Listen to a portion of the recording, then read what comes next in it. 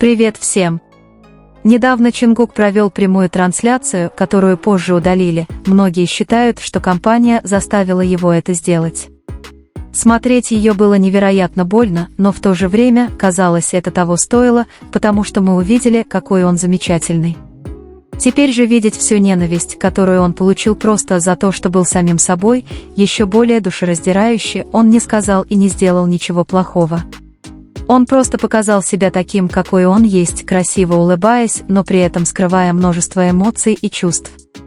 Мы все можем понять боль и трудности, через которые он проходит, и все же, с его чистым сердцем, он все еще умудряется улыбаться и дарить любовь другим. С каких пор честность стала преступлением? С каких пор показывать себя таким, какой ты есть, считается ошибкой? Эта индустрия полна лицемеров, тех, кто критикует и осуждает без причины, а затем указывает пальцем на Чингука за то, что они и все мы делаем каждый день. Все, что он сделал, это был искренним, показал себя таким, какой он есть, и за это его наказывают.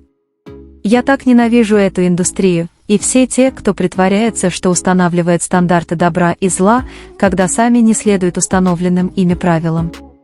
Лицемерие огромно, и причиняемый ими вред реален. Чингук – пример силы, человек, который, несмотря ни на что, продолжает двигаться вперед, не теряя из виду, кто он есть. Его улыбка – акт мужества, молчаливый способ сказать, что он не поддастся такому количеству осуждений. Он сдерживается, но его правда сияет в каждом жесте, в каждом взгляде. Мы все видим его усилия оставаться сильным, продолжать дарить любовь, даже несмотря на внутренние страдания. Несправедливо критиковать его просто потому, что он человек, потому что у него есть чувства, и потому что он не боится их показывать. Он заслуживает уважения, а не осуждения, за все, что он представляет, и за свет, который он приносит многим, кто им восхищается. В рекламе Calvin Klein Чингук лежит, и шрам на его левой щеке отчетливо виден. Этот шрам для него очень дорог, потому что Ким Тэ-хён всегда смотрит на него с нежностью, когда они вместе. Я отчетливо помню тот день в студии, когда каждый участник хотел что-то сказать человеку перед собой. Тэ-хён и Чингук не произнесли ни слова, но то, что сделал Тэ-хён, было гораздо более значимым. Он медленно наклонился и нежно поцеловал Чингука в щеку, прямо там, где оставался шрам, которым он так восхищался. После этого они улыбнулись друг другу, словно делясь секретом, который в тот момент понимали только они двое. Этот момент стал еще более трогательным благодаря их реакции. Тэ-хён быстро попытался скрыть свою широкую улыбку, прикрыв рот рукой. Но его глаза сияли так ярко, что любой мог видеть, как он счастлив. Чингук же, напротив, выглядел ошеломленным, его глаза расширились, и он слегка нервно двигал ногами, сидя, словно не в силах контролировать эмоции, вызванные поцелуем. Я знаю, что в тот момент его сердце, должно быть, бешено колотилось, это была естественная реакция, когда человек, о котором ты глубоко заботишься, проявляет привязанность таким нежным и прямым образом. Самое прекрасное было то, как их тело выражали то, что не могли выразить слова. Тэ-хён мягко наклонил голову, а Чингук принял поцелуй, на мгновение закрыв глаза, словно полностью впитывая момент. То, как Чингук посмотрел на Тэ-хёна после этого, показало глубокое удивление, как будто он ожидал чего-то гораздо более простого, а вместо этого получил глубокую связь.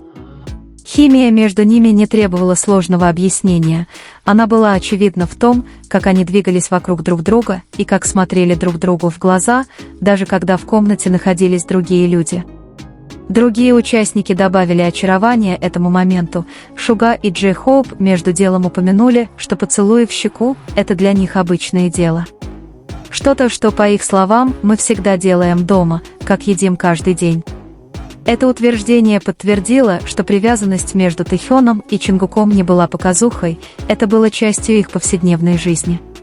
Услышав это замечание, Чингук улыбнулся, немного смущенный, но в то же время гордый, словно довольный тем, что люди знают такую важную деталь его отношений с Тэ-хёном. Шрам на его щеке стал символом их любви. То, что для многих было бы всего лишь маленькой отметиной на коже, для Тэ-хёна стало напоминанием о человеке, которого он любил больше всего. Когда Тэ-хён поцеловал шрам, он показал, что любит каждую часть Чингука, включая недостатки, которые другие могли не заметить. Чингук это прекрасно понимал, именно поэтому он ни на секунду не отвел взгляд после поцелуя. Сам Тэхён известен своим необычайным художественным чутьем, это очевидно в его новом доме. В одной из комнат висит картина британской художницы Элисон Фрэнд, изображающая медведя, наслаждающегося мороженым. Картина написана масляными красками, классической техникой с современным подходом, изображающей персонажа с большими, выразительными глазами, словно обладающего человеческой душой. Этот выбор искусства отражает личность Тэхёна, искренний, чувствительный и полный воображения. Когда Элисон Фрэнд узнала, что Тэхён показал ее работу в прямом эфире, она с благодарностью поблагодарила его в Инстаграм, доказав, что искусство может объединять души со всех уголков земного шара. Помимо картины с медведем, здесь также представлена лимитированная лампа от Каус и визуальные отсылки, такие как Берт и Эрни из «Улицы Сезам», символы крепкой дружбы. Ни один предмет не существует случайно, каждая деталь имеет значение и часть своей личной истории. Через создаваемое им пространство Тэхён показывает, как искусство, воспоминания и чувства сливаются воедино, без необходимости прямых объяснений. Детали говорят сами за себя, создавая место, где он и Чингук могут быть самими собой естественно. В тишине, которая часто сопровождает их публичную жизнь, Чингук учится примиряться с реальностью того, что не все раны могут быть показаны, некоторые должны оставаться скрытыми за улыбками, которые он дарит миру. Он понимает, что внимание публики не всегда приносит тепло, иногда оно приходит как тихое, но тяжелое давление. Бывают дни, когда он предпочитает молчать, не потому, что у него нет голоса, а потому, что он знает, как легко слова могут быть искажены. В этом молчании Чингук переводит дыхание, вспоминая, почему он любит музыку, сцену и людей, которые всегда ждут его с искренней надеждой. С другой стороны, Ким Тэхён предстает тихим, молчаливым присутствием, которое ненавязчиво, но всегда ощущается. Ему не нужно было ничего говорить, чтобы Чингук почувствовал, что его понимают, достаточно было быстрого взгляда или того, чтобы подойти чуть ближе, чем обычно. Они давно уже научились понимать ритм друг друга, когда шутить, когда отойти в сторону и когда молча поддерживать друг друга. Отношения развивались медленно, строились на доверии, маленьких привычках и бесконечном времени. Когда мир требовал объяснений, они выбирали честность в ее самой тихой форме, последовательность. Никаких громких заявлений, только небольшие повторяющиеся действия, которые для них значили гораздо больше, чем слово. Чингук часто опускал взгляд, а затем улыбался, словно взвешивая бремя, которое он нес, и решая двигаться дальше. Эта улыбка не была отрицанием, это был сознательный выбор не позволить горечи поглотить его сердце. Тэхён понимал это решение, он никогда не заставлял Чингука постоянно выглядеть сильным. Он знал, что истинная сила заключается в смелости оставаться нежным в суровом мире. В коротких промежутках между напряженным графиком и вспышками камеры они находили моменты, чтобы перевести дух, теплый напиток, короткий смех или тишина, которая не казалась неловкой. Эти моменты становились якорями, напоминанием о том, что они не одиноки.